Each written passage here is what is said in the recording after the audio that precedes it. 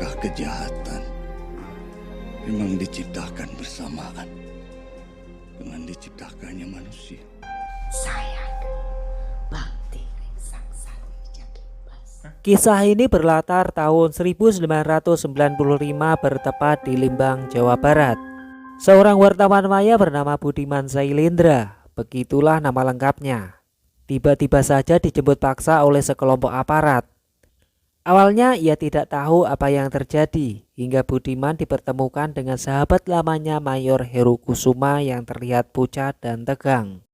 Sesampai di sana Budiman disuruh melihat ke dalam. Betapa terkejutnya Budiman saat melihat beberapa pocong seperti bersujud menyembah sesuatu. Budiman akhirnya tahu apa yang mengganggu sahabatnya ini ketika ia melihat secara langsung. Bahkan kegilaan ini masih belum berakhir. Pasalnya Mayor Heru mengatakan bahwa semua ini bukan ulah manusia. Bahwasanya mayat ini datang sendiri ke gedung tersebut. Heru juga mengatakan kejadian hal kecil ini seperti disengaja. Ia menduga ada seseorang yang merencanakannya. Heru pun lalu meminta ke Budiman untuk memberitakannya. Namun Budiman tidak mau. Jika ia nekat memberitakan para pocong yang bersujud, Budiman pun takut kalau ia sendiri yang jadi ancaman. Ternyata kumpulan pocong yang bersujud itu menghadap sebuah foto seorang wanita penyihir bernama Raminom. Scene pun kemudian pindah ke tahun 1984, bertepat di Jakarta 15 April. Terlihat Rini di sebuah ruangan berbicara dengan seorang direktur. Ibu itu mengatakan bisa membantu Rini mendapatkan beasiswa untuk melanjutkan kuliahnya. Namun beasiswa yang ditawarkan ibu itu berada di luar Jakarta. Sebenarnya Rini senang mendapatkan beasiswa, tapi di sisi lain Rini tidak ingin meninggalkan adik-adiknya. Karena Rini sebagai anak tertua membantu kebutuhan adik-adiknya. Rini diketahui tinggal di rumah susun, tentu semua itu untuk melupakan masa lalunya yang kelam. Hidup di lingkungan baru bersama orang-orang sederhana tepat di sebuah rusun 14 lantai itu. Keempatnya menjalani hari-hari baru mereka. Di situ ada adik Rini, Bondi, dan Tony. Lalu tak lama kemudian, Bahri yaitu ayah mereka pulang. Sejak kematian sang ibu, Rini beserta adik-adiknya tidak mengetahui pekerjaan apa yang dilakukan oleh ayahnya. Yang diketahui ayah mereka hanya pulang di sore hari lalu menyimpan kopernya di lemari kemudian mengujinya secara rapat-rapat. Tapi Rini tidak ambil pusing, ia mencoba untuk berpikir positif. Sementara di TV diberitakan akan ada badai besar yang akan terjadi. Namun sang ayah mengatakan tidak usah pergi kemana-mana, tinggal di rusun lebih aman. Hingga suatu malam Rini mulai merasakan kejadian aneh, tepatnya saat ia membuang sampah. Hal serupa juga dirasakan oleh Wisnu saat membuang sampah. Tapi kali ini Wisnu benar-benar dikagetkan oleh sosok hantu. Malam yang begitu sepi seperti rusun tak berpenghuni. Lalu kamera juga memperlihatkan lift yang rusak. Keesokan harinya Budiman pergi ke kantor tempat ia bekerja. Kala itu hari Senin 16 April 1984. Dalam meja Budiman terlihat di surat kabar diberitakan bahwa Mayor Heru Kusuma meninggal diduga bunuh diri. Tepat di sebelahnya, Budiman menerima paket dari seseorang misterius. Dalam paket tersebut ia menerima beberapa foto dan beberapa lembar kertas yang bersimbol. Juga ada sebuah senjata yang sebelumnya sudah dijelaskan asal-usulnya. Pada intinya senjata tersebut untuk menyiksa seseorang penyihir. Ia juga mendapatkan beberapa foto lagi. Namun di antara foto semua itu Budiman mengenalnya, yaitu Bahri, ayah dari Rini.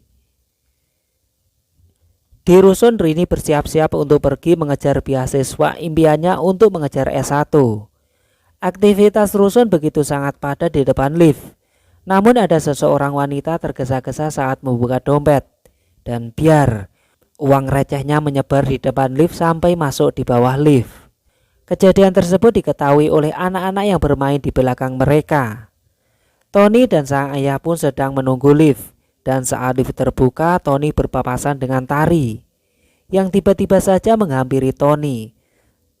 Ternyata Tari hanya ingin pura-pura menjadi kakaknya Tony. karena ia hanya ingin menghindar dari kejaran Dino yang dari tadi terus saja mencoba mendekatinya saat di dalam lift. Di dalam lift tersebut kini hanya Bahri, Wisnu dengan ibunya dan beberapa penghuni rusun lainnya. Namun tidak disangka lift mengalami guncangan dan mancet di atas.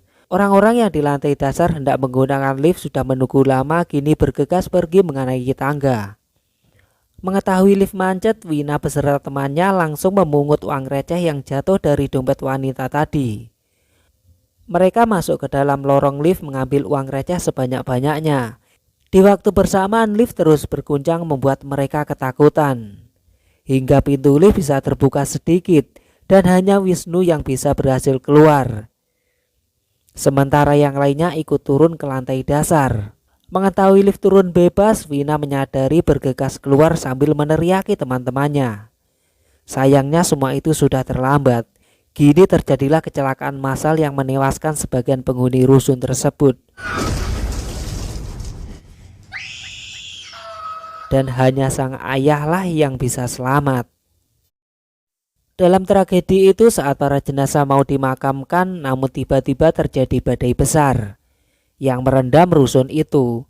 Alhasil semua jenazah belum bisa dimakamkan dan hanya bisa diinapkan di rusun itu sampai menunggu airnya surut. Malam itu tiba-tiba Tari yang sedang mendengarkan radio, ia mendapatkan atensi dari anaknya yang sudah di alam baka. Tari yang tinggal sendirian menjadi merinding. Rini memutuskan untuk menemani Wisnu. Ia merasa kasihan karena ibunya Wisnu menjadi salah satu korban yang meninggal. Sementara Budiman sedang menunggu bis di halte.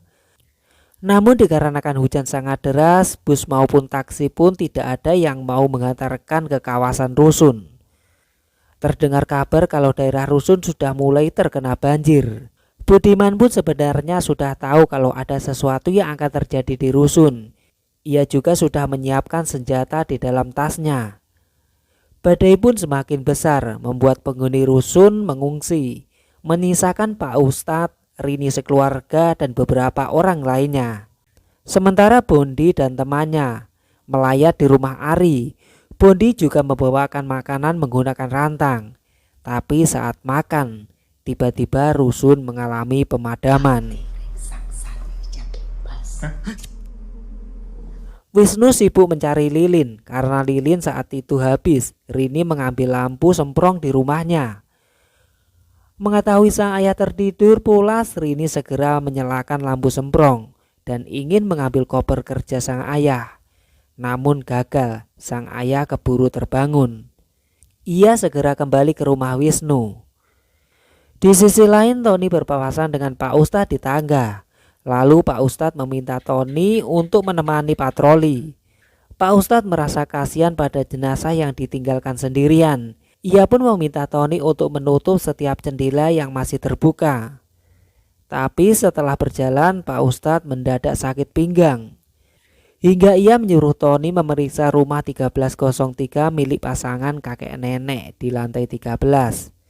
Tony pun diberi korek api, sementara Pak Ustadz akan memeriksa korban anak-anak di lantai dasar. Bondi bersama temannya, mereka pun keheranan karena tiba-tiba rusun menjadi sangat sepi. Untuk memastikan penghuni rusun masih ada orang, mereka mengecek satu persatu pintu kamar rusun. Hingga sampai mereka menemukan salah satu pintu rusun yang tidak terkunci dan tidak ada penghuninya. Namun ternyata itu adalah rumah Pak RT. Dengan berani mereka masuk di salah satu ruang kerja Pak RT. Tanpa disangka mereka mengetahui kalau ternyata rusun yang mereka tempati dibangun di atas tanah bekas kuburan. Di sana juga ada beberapa foto yang menunjukkan di tanggal yang sama, yaitu tanggal 17 April, tapi dengan tahun yang berbeda. Perbedaan tahun antara satu dengan foto lainnya jatuh di setiap 29 tahun sekali. Naasnya, tengah malam nanti bertepatan tanggal 17 April, tepat 29 tahun.